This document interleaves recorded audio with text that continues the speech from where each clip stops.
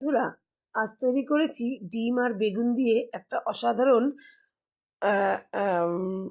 Recipe, যেটা রুটি বা ভাত বা পরোটা সব কিছুর সঙ্গে খেতেই অসাধারণ লাগবে। রুটি দিয়ে তো কোনো কথাই হবে না এই শীতে।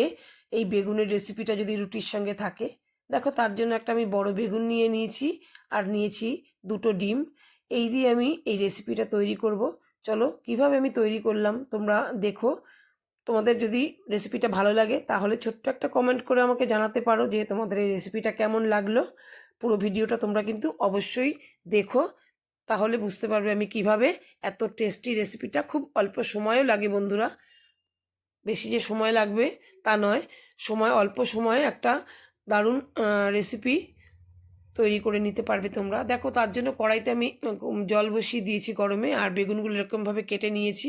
কেটে নিয়ে আমি বেগুনটা সেদ্ধ হতে দিয়েছি 5 মিনিটের মতন। তারপরে দেখো কতটুকু জল দিয়েছিলাম, বেগুনের থেকে কত জল বেরিয়েছে, জলটা বেরিয়ে আর পুরো বেগুনটা সেদ্ধ হয়ে গেছে। এবার আমি দেখো কড়াই থেকে তুলে নিচ্ছি বেগুনগুলোকে। বন্ধুরা তোমরা কিন্তু স্কিপ না করে পুরো ভিডিওটা দেখো, তাহলে বুঝতে পারবে যে আমি কিভাবে পুরো রান্নাটা করলাম। দেখো দুটো ডিম আমি ফেটিয়ে নিয়েছি বাটিতে, আর তাওয়া প্যানেতে আমি সর্ষের তেল দিয়ে দিয়েছি ডিমটা অমলেট করে নেওয়ার জন্য। আর আমি কিন্তু রান্নাটা সর্ষের তেলেই করছি, তোমরা চাইলে সাদা তেলেও করতে পারো, রিফাইন তেলে। আমি সর্ষের তেলে করলে কি এই বেগুনের রেসিপি বেশ গন্ধটাও ভালো হয় সর্ষের তেলে, তাই শুকনো শুকনো তো হবে রান্নাটা। এবার দেখো আমি এই অমলেটটাকে ছোট্ট ছোট্ট করে টুকরো করে নেব কড়াইতেই, ছোট ছোট করে পিস করে ছোট পিসেসে কেটে নেব। কেটে নিয়ে আমি অমলেটটাকে রেখে দেব পাশে। আর তারপরে আমি কি করছি দেখো, অমলেটটা আমার মোটামুটি ভাজা হয়ে গেছে, আর এদিকে বেগুনটা কিন্তু ঠান্ডা হয়ে গেছে। তারপরে আমি এই খোসাগুলো ছাড়িয়ে নিচ্ছি। খোসাগুলো ছাড়িয়ে আমি কিন্তু বেগুনটাকে মাখবো না, আম, এগুলোকে আমি ছুরি দিয়ে ছোট ছোট করে টুকরো করে নেব। খুব ভালো করে আমি, খোসাগুলো এমনিই উঠে যাচ্ছে, একটুখানি করলেই খোসাগুলো উঠে যাচ্ছে। দেখো কড়াইতে আমি তেল দিয়ে দিয়েছি, তেলের মধ্যে সর্ষের তেল দিয়ে একটা শুকনো লঙ্কা ফোড়ন দিয়ে এবার বেশ কিছুটা রসুন আর আদা আর কাঁচা লঙ্কা এর মধ্যে দিয়ে দিলাম। দিয়ে খুব ভালো করে দেখো নাড়াচাড়া করে রসুনটা একটু লালচে মতন হলে, একটু গন্ধ বেরোলে এর মধ্যে আমি দুটো কুচনো পেঁয়াজ দিয়ে দেবো।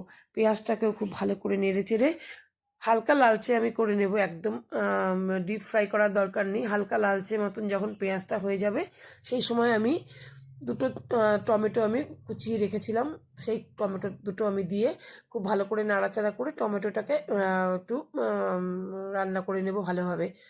আর এখানে একটু লাল লঙ্কার গুঁড়ো আর একটু নুন হলুদ আমি দিয়ে দিলাম। কতটা কালারফুল লাগছে দেখতে দেখো বন্ধুরা।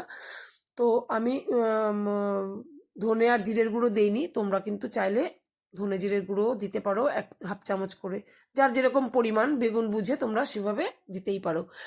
এরপরে এই দেখো টুকরো টুকরো করে রেখেছিলাম বেগুনগুলো, সেই বেগুনটাকে দিয়ে দিলাম, দিয়ে খুব ভালো করে নাড়াচাড়া করে এই মশলার সঙ্গে বেগুনটা মিশিয়ে নেব।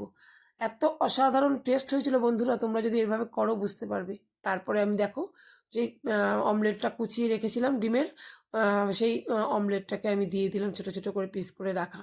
ব্যাস মোটামুটি আমার রান্না কমপ্লিট হয়ে গেল। একটু দিয়ে দিলাম ধনেপাতা, অবশ্যই কিন্তু পাতিলেবুর রসটা দেবে বন্ধুরা, পাতিলেবুর রসটা দিলে কিন্তু টেস্ট অসাধারণ হবে। এভাবে তোমরা করে দেখো। ধন্যবাদ।